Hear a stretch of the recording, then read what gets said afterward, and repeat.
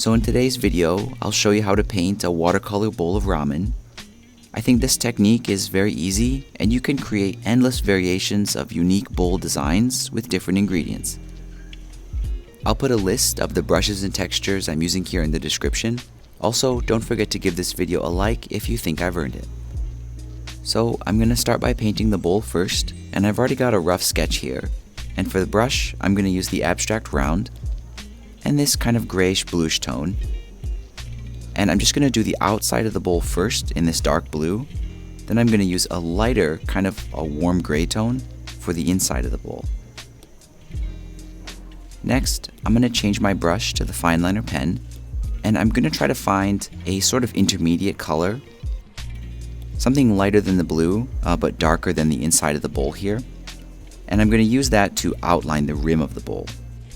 Then I can grab the eraser brush, which is also set to the fine liner pen, and I'm going to use it to cut back my painting here so it matches the sketch a little more closely.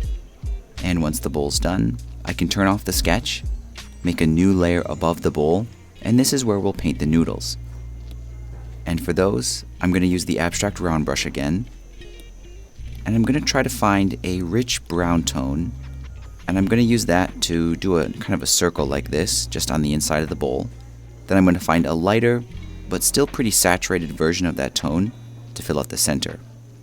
After that, I'm going to grab the water blender and I'll use it to soften up this edge.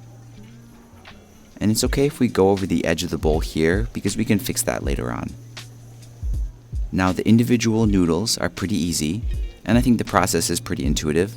I'm going to use the hard edge round brush and a variety of pretty saturated beige tones like this, and I'm going to paint each individual noodle pretty much randomly.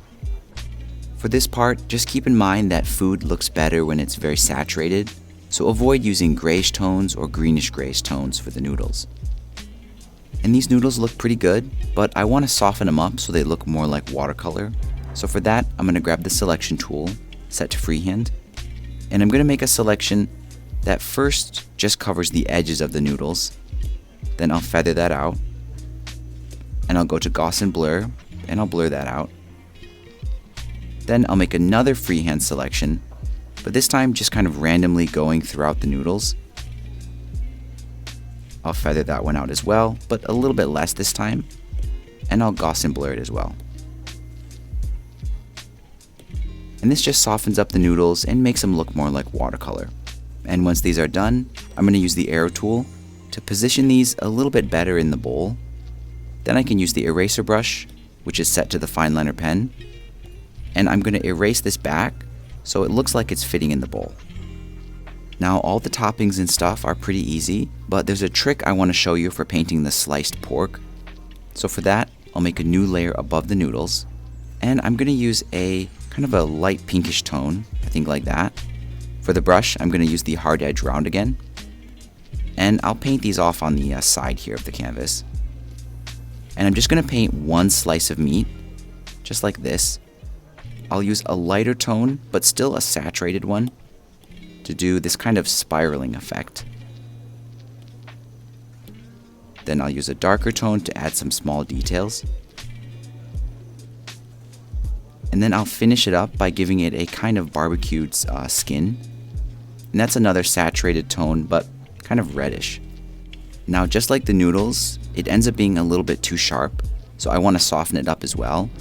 But I'm going to do that with the water blender brush, and I'll carefully soften this up. Now, these are sliced meats that are basically stacked, so I'm just going to create a copy of this guy, move it over, create another copy, and I think I'll stop at 3. You could definitely add more. And then I'll merge all 3 meat slices here together.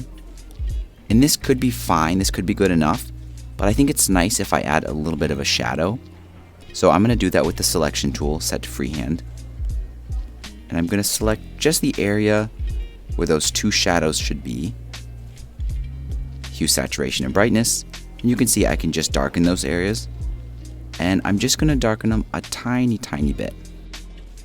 And then I can just use the arrow tool to drag this onto our ramen bowl and position it however I want. And I'm going to go through and paint all the toppings for this ramen bowl, just using that same hard edge round brush. And I'm going to make sure I use saturated tones and that each element here, each topping is on its own layer. And I think this is a great example of an illustration concept where quantity is a quality of its own.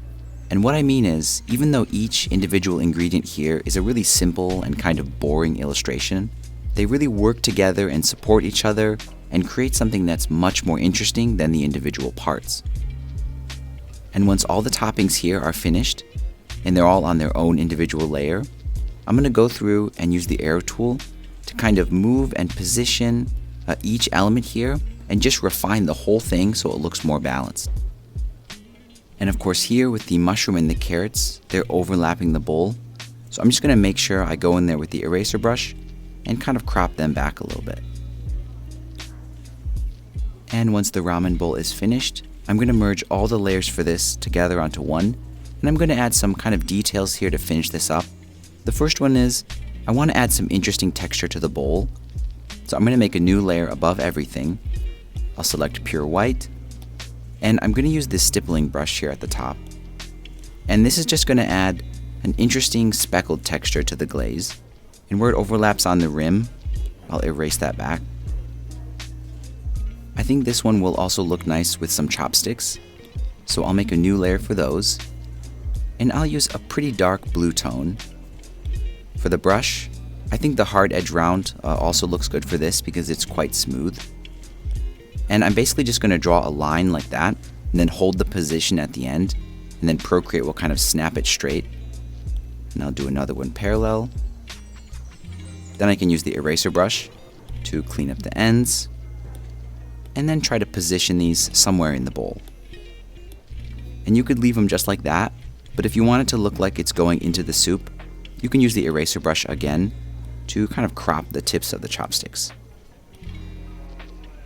And as an optional kind of last step here, I want to enhance the kind of dreamy watercolor quality of this. So for that, I'm going to merge everything together onto one layer. I'll use the selection tool again, set to freehand. And I'm going to make a random selection with a lot of these kind of skinny areas coming out. Then I'll reconnect it. I'll feather this out quite a bit. Then I'll go to my Gaussian blur. And this will just blur the areas we selected. And I don't want to overdo it, but I want to set it to a point where it just has this kind of almost vintage faded effect. There we go. And just like that, our bowl of ramen is finished. Now this project reminds me a lot of what we did last time with the bubble tea. It's very modular, and I think you can use this video to create a huge variety of different ramen bowl designs, different toppings, and different chopsticks. And that of course makes this good for stickers. You could create a collection of stickers, or a poster design that has a collage of these, sort of like a menu. If you think I've earned it, please give this video a like. And in case you missed it, I did a sushi painting video a long time ago, and you can watch that video next.